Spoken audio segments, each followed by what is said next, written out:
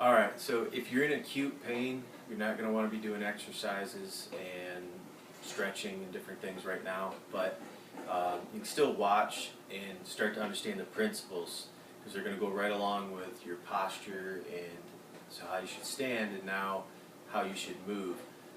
Dr. Kelly Starrett has a great book called The Supple Leopard, and one of the things he talks about on there is that animals don't stretch, and yet they always have full range of motion. And there's great reasoning behind that. It makes perfect sense when you read it. So I don't really stretch.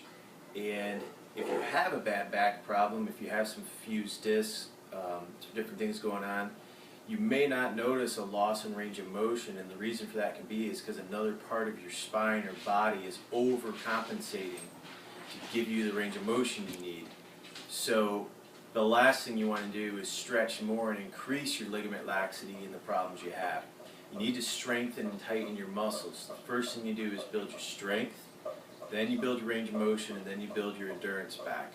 So 3 things I do on a regular basis, and anybody that has to hunch forward all day working, or they're on a computer, or they got to sit in a car and their legs are up, all right, your hip flexors are going to shorten, your psoas muscle is going to tighten up. Your abdomen muscles are going to shut off, and your muscles here in your back are going to get stretched and fatigued.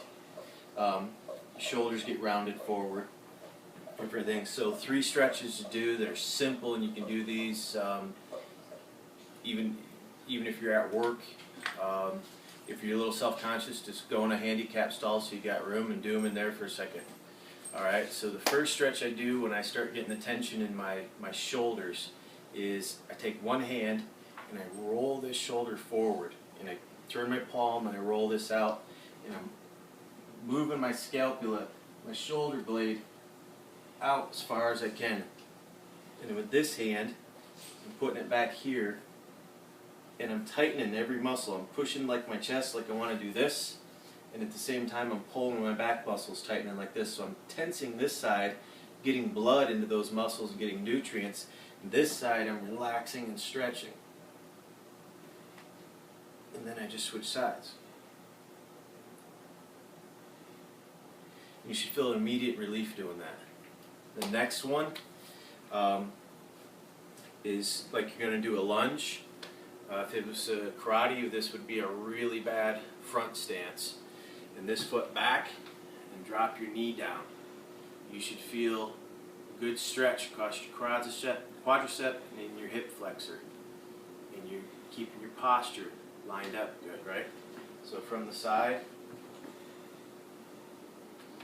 down like this. If you can't make it there, stay here. Okay, when you get down to here, then from here you can tense these muscles up, back and forth down a few times. That's getting blood in those muscles. You're adding tension and then releasing. And that's going to relax the muscles and increase your range of motion without adding any laxity anywhere. Okay? And again, your posture up, my hips aren't twisting. You're going to want to do twists to alleviate, to add that range of motion. Keep yourself square on. And the last one is not a toe touch like you were taught in school, where they say bend down, touch your toes, right? You can do that all day long. No matter how bad your back is, you still might be able to do that because how much ligament laxity you have in your spine. But if you lock your spine in place, you keep that rigid, you activate these muscles, and you go to bend forward. Now if your back's in pain, that's not going to work. But in an everyday situation, if you're feeling good and just doing this every day, you should be able to come forward like this in the waiter's bow, right? And you'll notice I can't come anywhere near my toes now, but I have an extreme stretch in my hamstrings.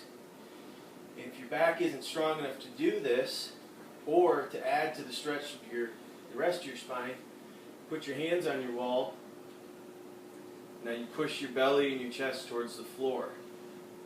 And that's going to increase the stretch right down to your calves. Your goal, I can't see myself right now, but you want your ankles at a 90.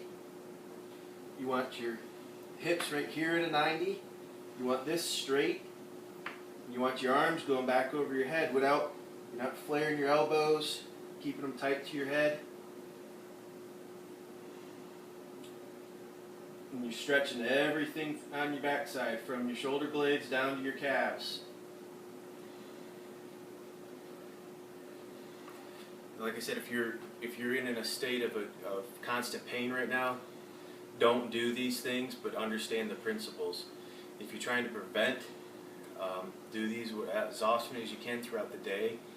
I've never experienced being able to overdo these things. They're not very exerting. You're just getting nutrients into the muscles. You're activating them, and then you're going back about your day. You're just constantly getting blood in there. The muscles that otherwise would be tightening up, shutting down, and getting lazy because you got that chair, the armrest, and you're just slouching and working away.